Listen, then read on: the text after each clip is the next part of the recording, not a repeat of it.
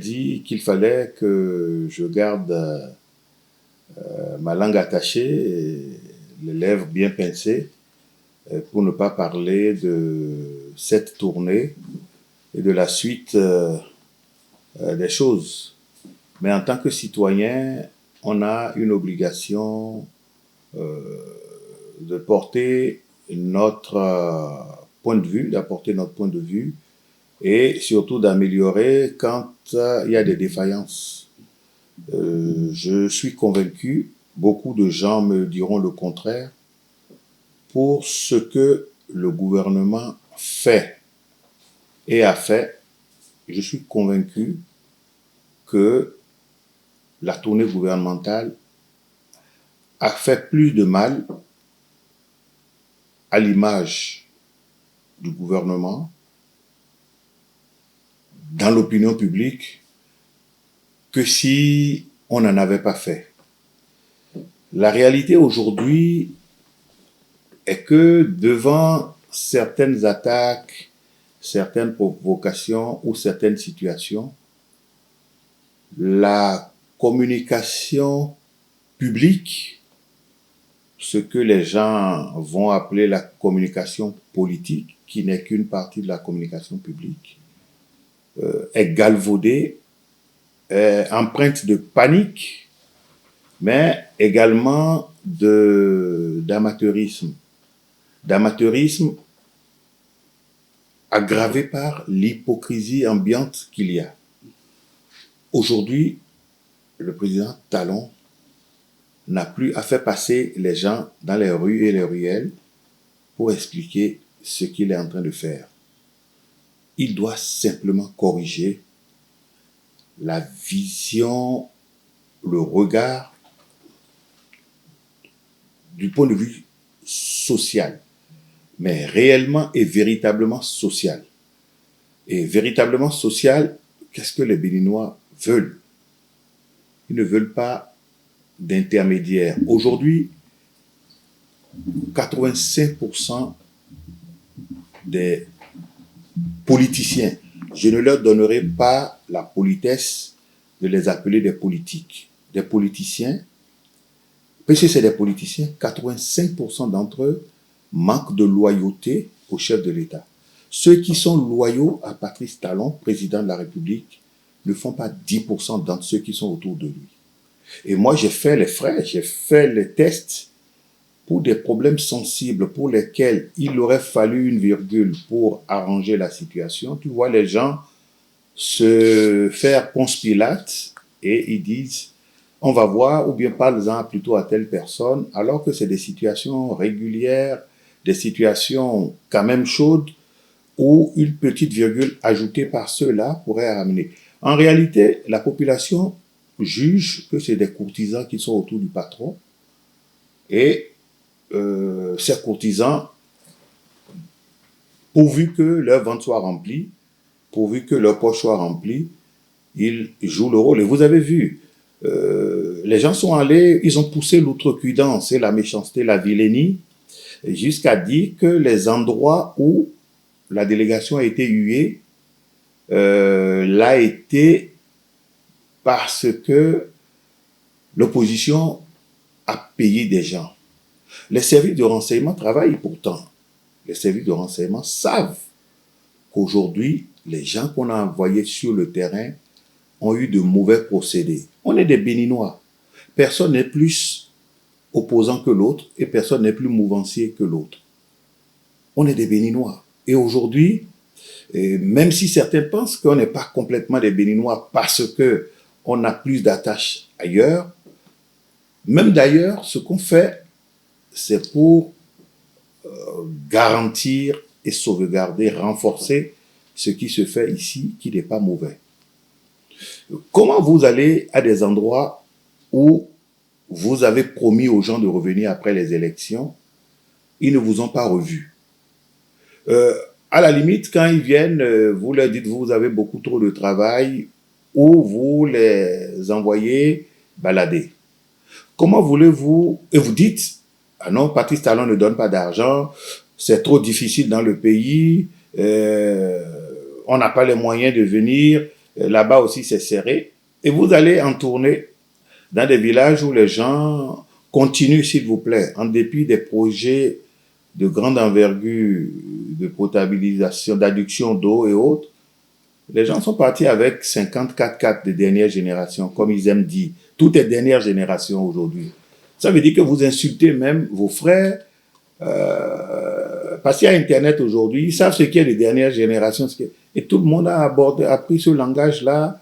Et après, quand ils parlent et qu'on voit ce qui nous avait été promis, et moi, ce qui me gêne, je vous dis la vérité, moi, j'ai connu Patrice Talon, président, aujourd'hui, pendant qu'il était PDG et chef d'entreprise, quand ses collaborateurs parlaient de l'entreprise, parlaient et défendaient leur projet, il n'y a pas match avec ce qu'on me laisse voir aujourd'hui.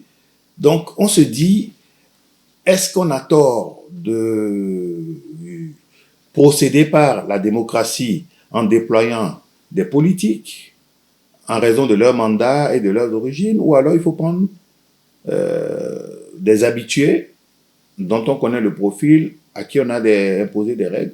Moi, je pense que le président, il aurait mieux valu qu'il engage des gens qui sont des professionnels qui travaillent avec lui sur la base des exigences que lui-même il a eues tout le temps, et que ça se fasse. C'est la première provocation qui est arrivée, donc l'invasion des contrées, parfois des contrées où les premières pluies ont défoncé les voies. Et vous voyez ça comme ça, en d'autres temps, sous d'autres cieux, ils auraient envoyé rapidement même des camions de sable. Les gens ont traversé, ou pendant que le meeting se fait, l'eau, il pleut, et donc le retour, on nage dans l'eau. Ça, il faut le dire, on ne peut pas le cacher parce que les gens savent déjà.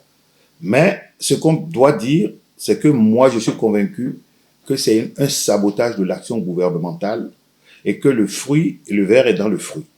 On ne peut pas dire. Et je me plains aussi de ce que la plupart d'entre ceux-là, quand ils retournent dans leur village, dans leur contrée, dans leur famille, ils disent, oui, nous on a vu tout ce que vous dites, mais on ne peut pas en parler au chef de l'État. Parce qu'il ne sera pas de notre avis. Vous ne pouvez pas dire ça de la même personne et puis demain aller dire. C'est ça qui fait qu'aujourd'hui, par rapport à la politique, où les gens se retirent, ou alors les gens sont révoltés et veulent jeter le bébé avec l'eau du bain. Et c'est ça qu'il faut éviter de faire aujourd'hui. Il faut jeter l'eau du bain. Forcément, aujourd'hui, il faut jeter l'eau du bain. Mais on ne peut pas jeter le bébé de l'eau du bain parce que je sais que sur 100 personnes, il y a 10 qui ont dans leur cœur et dans leur tête toute la pensée, la disponibilité, la passion, l'affection, l'amour et la disponibilité pour réussir la suite des réformes et de l'action gouvernementale. Mais 10 hirondelles face à 90 rapaces feront quoi? Et c'est là où il faut le sursaut, beaucoup de critiques inutiles, parce que dans cette tournée, les populations dans certaines villes ont été choisies en fonction de leur affinité. C'est mauvais. Le Bénin a dépassé ça. C'est-à-dire les actions menées par Vous savez, quand vous construisez un marché dans une bourgade, vous n'avez pas idée de ce que vous êtes en train d'éduquer des gens. Donc, du coup, vous avez des gens très émancipés. Lorsque vous avez construit, déplacé une administration, les jeunes viennent se mettre autour pour utiliser le Wi-Fi. Du coup, ils passent le temps à voir ce qui se passe dans le monde, ce qui se passe chez eux. Ça veut dire que vous avez créé, sans l'avoir voulu, sans l'avoir prévu, un éveil citoyen, un éveil d'individus. Et c'est à ces individus-là maintenant que vous dites, ah, ceci c'est de nouvelles générations, ah, votre situation, la situation qui prévaut est d'abord globale. Elle est globale et sera atténuée si l'arrogance de certains pouvait disparaître. Si on pouvait faire montre d'un peu de modestie. On propose au chef de l'État, Monsieur le Président, on connaît votre effort. On sait que vous avez voulu donner une place aux élus à certains responsables d'administration, à certains détenteurs de position, on va réduire d'abord le train de vie. C'est vrai que ce n'est pas facile pour eux aussi. Quand on me dit même un député va prendre 10 millions, je vous dis, au Bénin, c'est pas facile, c'est pas suffisant. Quand vous voyez comment ils sont harcelés, mais il y en a, au lieu de mettre ça devant, ils vont multiplier les boubous, les super wax, les bazins et multiplier les copines. Je crois que c'est les endroits où le chef de l'État, il a du boulot. Patrice Talon a du boulot. On pense à 2026, 2026, si il ne prend pas toutes ces dispositions, on va déchiqueter tous ceux qui sont autour de lui et les gens vont déchiqueter également tous ceux qui sont dans l'opposition qui veulent, parce que tout le monde serait comme des loups affamés. Et donc, malheureusement, il a pris sur lui de moderniser. C'est pas facile. Il faut que les Béninois sachent que pour suivre le train, il y a des sacrifices aussi. Et donc, il faut des corrections. Ceux donc là qui passent le temps à se goinfrer de champagne, à se goinfrer de gros repas, et pas en cachette. Vous faites de manière ostentatoire la vie grasse devant les populations. On ne peut avoir que ça. Les dernières installations de maires dans les communes, la ville de Cotonou est devenue plus sale. Quand vous faites une enquête, les gens regrettent leur Toboula. Moi, je vous le dis, je n'ai aucun lien avec Toboula.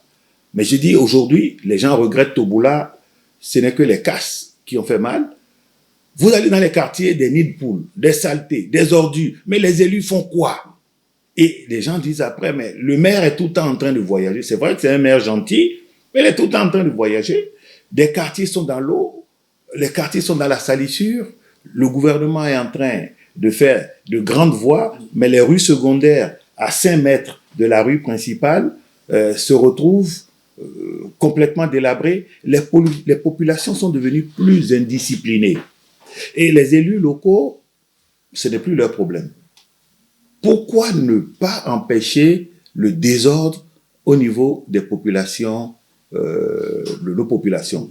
C'est vrai que chacun devrait pouvoir jouer le gendarme, mais quand ils savent qu'ils sont proches de quelqu'un qui vient avec de grosses bécanes et qui viennent rigoler avec eux un peu, ils se disent, bon ben nous on est à côté des grands, vous voulez nous dire quoi?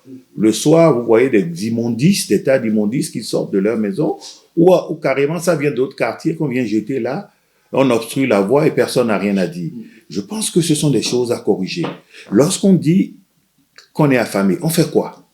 Vous avez les premiers qui sont venus des campagnes, sont devenus quelqu'un. On les a enrôlés dans des activités presque permanentes de veilleurs, de crieurs, donc pas de colleurs d'affiches même, mais de politicards ou de vassaux de politicards.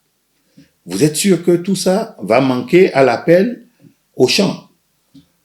Vous savez, il y avait l'ancien président de la Chambre de commerce, M. Sativi, qui faisait de l'élevage. C'était industriel. Je ne suis pas sûr qu'en mettant bout à bout ce qui se passe aujourd'hui, on aurait atteint le volume qu'il lançait.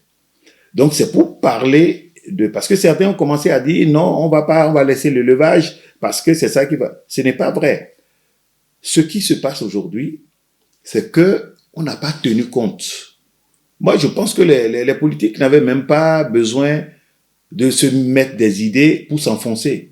Regardez dans le Mono-Koufo. Depuis 2 ans, avec les péjorations climatiques, il y a toute une zone qui est restée toujours sous l'eau. Les palmiers sont morts et il leur est impossible de faire des cultures intensives de ces produits vivriers-là, les céréales et autres. Donc, en pays Adja et autres, nous, on a constaté ça. On ne peut pas venir nous dire autre chose. C'est chez nous. On a vu un pays dans le Mono-Koufo. Dans les autres régions, il y a eu les mêmes problèmes. Et à côté de ça, beaucoup, quand ils ont vu les routes se faire, beaucoup se sont improvisés pour venir travailler dans ça et laisser. Et si en plus de ça, les populations se disent, ah, nous, quand on va produire, on viendra nous fixer des prix. On ne peut pas continuer comme ça, parce que je connais mon labeur. Si j'ai mon labeur et que je n'ai pas un retour positif, je regarde et je dis, bon, ben, il vaut mieux partir du pays.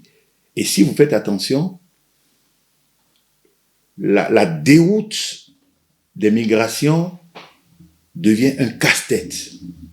Il fallait simplement qu'on dise aux populations, écoutez, sur 10 000 jeunes qui allaient au champ, il y a 3 000 qui sont venus faire des médias et qui attendent les meetings et les réunions politiques pour manger. Il y a d'autres, comme la délinquance est en train d'être écrasée, il y a d'autres qui se sont transformés en voyageurs sur le Nigeria, sur le Sahel. Vous savez, quand les côtiers que nous sommes vont dans le Sahel, on ne nous crée aucun problème. On devient des lumières.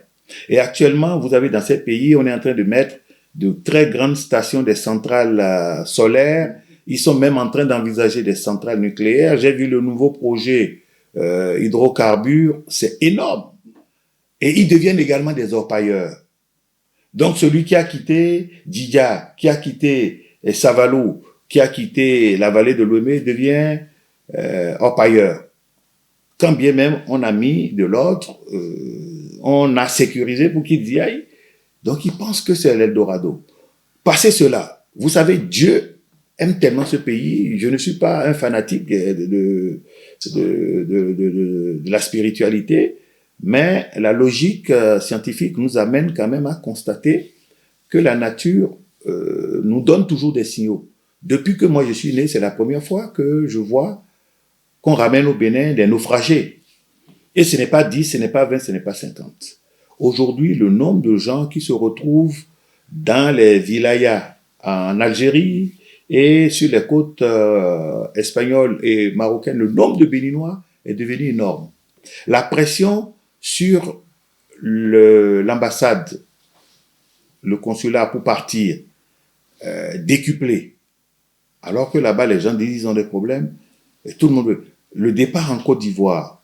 Donc, de gens qui ont Bac+2, qui ont même le BEPC, pour partir, il commence à devenir très important. Et rajouter à cela, ceux qui ont des formations concrètes, également partent. Donc, ce sont des réflexions globales qu'on doit mener, au lieu de les prendre une à une, et puis on insulte les gens, et puis on dit, voilà. De l'autre côté, l'opposition aussi commence, enfin, est-ce qu'il y a une opposition? Je ne pense pas. Il y a des crieurs, et puis il y a quelques-uns qui deviennent des objecteurs de conscience. Mais quand vous y allez, qu'est-ce que vous faites? Je vais parler à des gens qui sont dans le dénuement. T-shirt déchiré, pantalon déchiré, et je viens avec des costumes, des 2-3 pièces, avec gobi, je respire l'opulence. C'est une insulte à la chose. Et moi, je méconnais le président Patrice Talon. Le président Patrice Talon, même si tu es son enfant, tu es son collaborateur, et tu fais des erreurs de casting, tu fais des erreurs de position comme ça, ben, tu paies cash. Il n'y a rien à faire. Il ne faut pas que les gens pensent que moi, je suis en train de travailler pour qu'ils perdent leur position. Je ne suis pas demandeur. Et si j'étais demandeur, ce n'est pas sûr qu'ils aient eu avant moi la position, parce que chacun a quand même sa proximité avec ceux qui nous dirigent. Mais il faut que nous puissions élever le niveau du débat et dire réellement là où est le mal. Parce que tel que c'est fait maintenant, c'est comme si le gouvernement a fait des tranchées pour empêcher les soja, le gouvernement a fait ceci, le gouvernement a fait cela, et puis sur les engrais, on n'a pas bien baissé les prix, et du coup, il n'y a pas eu suffisamment de culture vivrière, et puis de l'autre côté, les autres disent non, on a tout envoyé dans les pays voisins. On avait toujours traditionnellement envoyé les marchés d'Agouna, de Glazoué, on servi que ça, à ça depuis plus de 50 ans. Donc pourquoi est-ce que c'est maintenant qu'on est en train de le dire? Il y a une désorganisation, une bureaucratisation de tout ce qu'on est en train de faire. On a créé des centres régionaux de développement agricole, les ATDA. Mais on n'a pas, est-ce qu'on a pu rapprocher sociologiquement ces histoires qui deviennent de plus en plus sophistiquées? C'est bien de les créer, parce qu'on a vu, les statistiques sont tenues, mais est-ce que sociologiquement, ça répond à quelque chose? Donc, je voudrais nous inviter à nous interroger sur ces questions-là, parce que le chômage est en train de faire des ravages. Et les emplois, on vous dit, oui, il y a de nouveaux emplois, c'est des emplois précaires. On dit aux gens, surtout ce qu'il ne faut plus, il faut arrêter de dire, des milliers de coachs venus de nulle part, ils n'ont jamais eu même des emplois. Et on les laisse dire aux jeunes, venez, on va vous initier à l'entrepreneuriat privé. Je voudrais dire ici, l'entrepreneuriat privé est toujours soutenu par l'État. La plus grande nation qui dispose des plus grandes entreprises, c'est les États-Unis. Sur le budget de fonctionnement des États-Unis, c'est le fait que l'État fédéral l'État central renvoie dans tous les autres États, donc l'État fédéral, renvoie aux populations qui ont des entreprises privées, donc on soutient l'initiative privée avec plus de 90% du budget de l'État. Quand on veut construire des routes, l'État fédéral dit quelles sont nos entreprises qui sont à même de le faire. On donne les plus petits aux plus petits et les plus grands aux plus grands. Je sais que des gens vont se déclarer américanistes et dire le contraire, mais je souhaiterais alors un débat contradictoire. Vous savez, aujourd'hui, les milliards de recherche de défense aux États-Unis, les milliards envoyés dans le déploiement des armées aux États-Unis, servent à des entreprises privées militaires. Et c'est qu'on les appelle des contractors. Et pour ce qui est de l'agriculture, les soins de santé, aujourd'hui, le ministère fédéral a moins de personnel que les ministères de la santé de tous les pays de l'UEMOA. Après, il demande aux gens de mettre en fonction de leurs compétences des cabinets de consulting, des cabinets de conseil, et qui vont gérer les différentes étapes. On suit l'enfance, on va suivre ceci, on va suivre cela, la gestion des parcs dans les hôpitaux, les consommables. C'est comme ça que ça se passe. Et donc, les sous sont renvoyés, et là, ce n'est pas l'apanage de quelques fonctionnaires ou de quelques privilégiés qui pensent que pendant 30 ans, ils ont ça. Et du coup, on dit quand même tous les jours aux gens d'aller entreprendre. Vous savez, aujourd'hui, l'entrepreneuriat au Bénin, à quoi ça se limite? Quelques-uns pour des pistes. Les autres, on dit on va faire des modèles. Donc, tout le monde devient habilleur. Vous avez ceux qui vendaient même des friperies qui sont en train de sortir de là-dedans et qui suivent les coachs pour rentrer ou dans la prédication ou dans l'importation des produits venus de Chine. Et puis, les derniers qui faisaient informatique, mobilier de bureau, papier, comment vous appelez, consommable, voilà, ils sont bloqués parce qu'on prend un test en disant les institutions publiques vont demander directement aux fabricants. Combien de fabricants on a? Même si c'est pour encourager l'initiative d'industrialisation, il faut avoir déjà eu les industriels. C'est les pièges que les États quand nos accords ACP-UE nous font. On élève tout de suite le niveau en sachant que dans 50 ans, vous ne serez pas là. Et puis après, on vous dit, vous n'avez pas respecté. Même dans l'AGOA, c'est ça, c'est des marchés de dupes. Quand nos enfants vont à l'école et que nous-mêmes, on est là à leur dire, allez à l'école et qu'on leur amène sur la table ce qu'ils ne peuvent pas accepter et qui se rebellent. J'entends déjà des gens, des aînés ou des gens de notre âge pour dire maintenant, les enfants sont devenus très arrogants. C'est contre notre tradition. Ils respectent pas les anciens. Quand l'ancien veut les affamer, ils vont dire quoi? L'enfant, le grand-père continue parce qu'il occupe des positions politiques avec des réactions bizarres et non adaptées et il continue à prendre femme de 18, 20 ans, 22 ans, et son petit-fils qui est sorti avec un master à 23 ans n'a pas de job. Et ça ne le gêne pas de rouler les voitures et d'être en train de raconter des choses qui ne tiennent pas la route. Moi, je pense que le président de la République ne sera pas notre souffle-douleur éternellement. Ou chacun donne ça, la vérité des faits, ou il y aura un soulèvement. Le soulèvement, c'est quoi? Le soulèvement, c'est déjà ce qui est en train de se passer. Vous formez des médecins. Vous savez ce que le budget pour l'État. L'État fait l'effort de former de brillants médecins, des gens de profession médicale. Et puis on ne réfléchit pas. Quand on les reçoit, la première fois, on leur parle mal.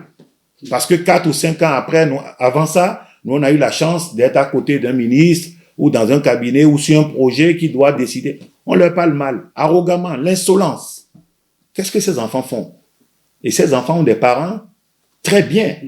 Ceux qui leur parlent en insolence 10 ans avant ne pouvaient pas parler avec eux. Et ils sont nés avec des cuillères dorées dans la bouche. Mais on leur parle tellement mal, le management même des ressources humaines est une calamité. Il faut que le président le sache.